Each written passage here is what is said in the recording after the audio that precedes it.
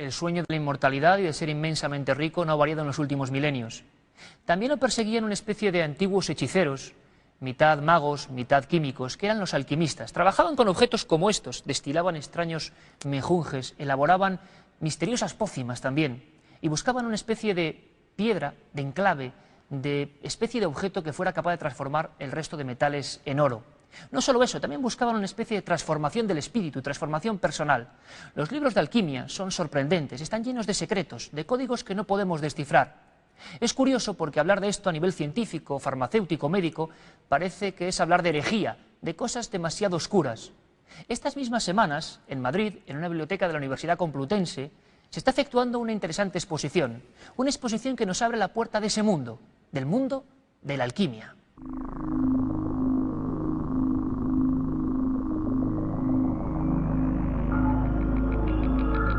Durante siglos, quién sabe si aún hoy en día, existió una ciencia prodigiosa practicada en secreto por un reducido grupo de elegidos que ofrecía a sus adeptos la promesa de riquezas infinitas, vida eterna y el acceso a conocimientos que otorgaban un poder sin límite. Era la alquimia.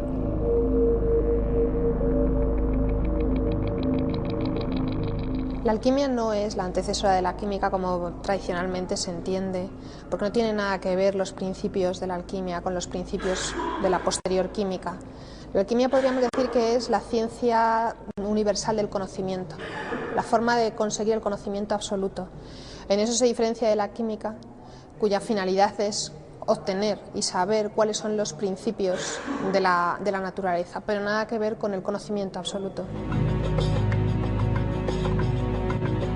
La misma palabra, alquimia, parece tener una procedencia dudosa. Muchos afirman que la expresión legada por los árabes puede ser dividida en dos partes, el artículo al y el término kemia, que significa tierra o suelo negro. Según esta hipótesis, los musulmanes se referían a las oscuras tierras de Egipto, donde habrían aprendido los primeros secretos de la misteriosa ciencia. Dejando aparte su faceta misteriosa, la alquimia contribuyó de forma muy importante al progreso de la química de laboratorio.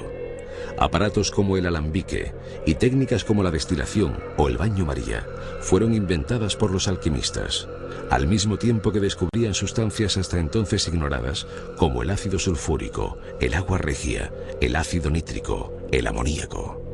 Pero la alquimia era ante todo una ciencia hermética alrededor de la cual se fue tejiendo un halo de misterio y secreto, originado en parte por las aspiraciones extrañas de algunos seguidores, así como por la forma simbólica y casi indescifrable de sus escritos, saturados de códigos destinados a confundir al profano.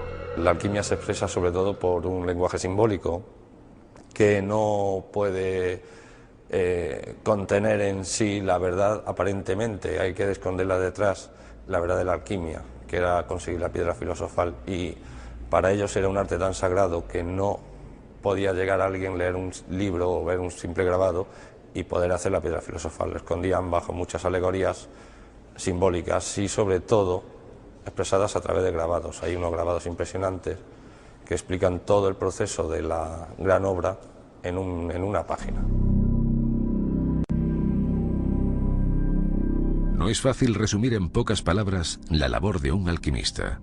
Se centraba especialmente en tres facetas distintas. Por una parte, la búsqueda de la piedra filosofal, en presencia de la cual todos los metales podían ser convertidos en oro. La piedra filosofal tradicionalmente se piensa pues eso, que es una sustancia pétrea. No tiene nada que ver con eso. No está muy claro en qué consistía la piedra filosofal porque son muy pocos los alquimistas que a través de sus textos nos lo indican. Sí parece que eran unos polvillos finos, porque también se le ha llamado como los polvos de proyección. ¿Por qué polvos de proyección? Porque proyectados, valga la redundancia, sobre cualquier tipo de metal, conseguía transmutarlo en oro. El oro, que era el metal puro por excelencia. Por eso se ha pensado tradicionalmente que lo que buscaban los alquimistas era la obtención de esa piedra filosofal capaz de transmutar cualquier tipo de metal en oro, y lo que buscaban era riqueza. No, esto era una prueba más. La prueba de que se había conseguido elaborar perfectamente esta transmutación, esta transformación a lo largo de la gran obra, y era el símbolo de que tú habías alcanzado el poder absoluto sobre la naturaleza. También buscaban el llamado elixir de larga vida, imaginado como una sustancia capaz de evitar la corrupción de la materia. Y por último, la consecución de la gran obra, cuyo objetivo era elevar al propio alquimista a un estado superior de existencia, convertirlo en algo más que un mero ser humano. En los legajos de los alquimistas se cuenta que algunos de ellos, dotados de poderes extraordinarios, habitan de incógnito entre nosotros.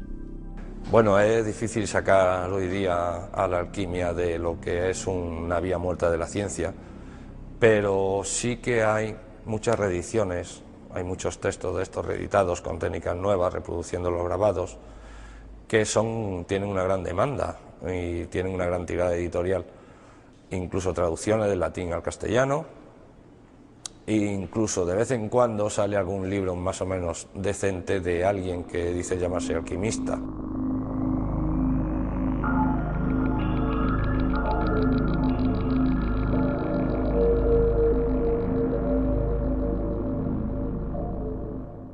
Estoy seguro de que mucha gente se va a sorprender al ver a nuestro siguiente invitado, José María Íñigo. No necesita ninguna presentación, sería un sacrilegio presentarle a estas alturas, hablando de alquimia. ¿Qué hará Íñigo en un programa sobre alquimia? José María, bienvenido, muchísimas gracias, un placer. Encantado de estar aquí. Luego desciframos por qué estás tú aquí y qué pudiste ver con tus propios ojos que tiene que ver con la alquimia, ¿te parece? Me parece muy bien. También nos acompaña Mar Rey, ella es doctora en farmacia, autora de varios libros sobre alquimia, uno de ellos se titula así, Alquimia, absolutamente imprescindible. Nos ha enseñado desde el punto de vista científico a conocer algo más de esta especie de ciencia herética. ¿Herética todavía hoy, Mar? Sí, todavía sigue siendo herética porque así se considera, ¿no? La alquimia es un reducto del pasado, ya no tiene ninguna validez. Es cierto que en unas charlas sobre alquimia, yo lo cuento, a ver si Mar nos lo descifra y nos lo desvela, una especie de, vamos a decirlo así, porque nunca se supo si era o no era, de catedrático, dijo ser catedrático, se alzó diciendo que era incomprensible e inconcebible lo que estaba ocurriendo. ¿Qué estaba ocurriendo? Que varios conferenciantes habían admitido o habían dicho que en la Universidad Complutense, en farmacia, se estaban haciendo prácticas alquímicas. Este supuesto catedrático dijo que de inmediato les dijeran los nombres de esas personas que serían suspendidas y expulsadas. ¿Es cierto? ¿No es cierto? No pasó hace mucho tiempo, ¿no? Esa es la leyenda, ¿no?, que se cuenta. Yo pasé 14 años de mi vida en la Facultad de Farmacia y no he conseguido saber quién era ese catedrático. Pero que hay instrumental necesario para hacer una transmutación, sí. De hecho, hacer una transmutación alquímica es una cosa normal y corriente que hoy en día se puede hacer, ¿no? La ciencia sí lo ha demostrado. Si os parece, vamos a conocer la historia de un personaje absolutamente enigmático. Visitó España hace unos 30 años, exactamente en diciembre del 75. Reconoce cuando el equipo de Cuarto Milenio pudo ver estas imágenes del programa mítico Directísimo de la 1, pues nos quedamos sorprendidísimos, nos quedamos helados. Había una expectación tremenda en torno a esta figura un poco extraña de un hombre de pelo enlacado, mirada penetrante, que decía que era la reencarnación ni más ni menos que del conde Saint-Germain, una especie de ser inmortal. Y después, además, añadía que era capaz de eso, del gran sueño alquímico, transformar metales como el plomo en oro. En 1975, la opinión pública española quedó conmocionada ante uno de estos autotitulados alquimistas. Se trataba ni más ni menos que de alguien que afirmaba ser el conde de Saint-Germain, un individuo que triunfó en las cortes europeas del siglo XVIII, derrochando una fortuna que nadie sabía de dónde procedía y mostrando todo un rosario de misteriosos poderes que incluían el hipnotismo y la curación de las más diversas dolencias mediante las pócimas que fabricaba en su laboratorio.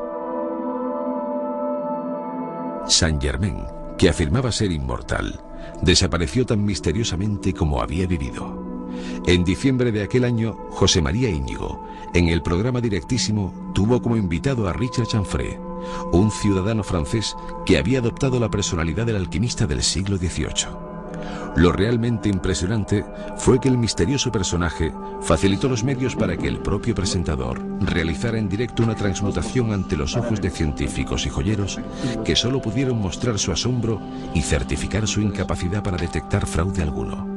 Aquello, efectivamente, era oro, cuando tan solo segundos antes se trataba de humilde plomo. Años después, Chanfray, arruinado tras haber gastado una fortuna, se suicidaría llevándose a la tumba el último gran secreto de la alquimia. Se cuenta que días antes de su muerte, confesó a un amigo que en sus actos de alquimia no había truco. La piedra filosofal le fue confiada por un desconocido que le pidió que mostrara al mundo la verdad de la transmutación. La identidad de este personaje, o de la sustancia con la que durante años llevó a cabo sus actuaciones, son un misterio que el falso Saint Germain se llevó consigo a la tumba. Doctor Fernando Braya, ¿cuál es el resumen de los diversos pruebas que aparece oro? Ahí lo teníamos, José María. Tú bregando con este misterioso personaje que realmente lo hizo delante de expertos, la que montaste fue increíble. ¿Cuánta gente había allí? Porque hemos podido solo acceder a cierta parte de la información, pero había decenas de especialistas observando aquel proceso alquímico.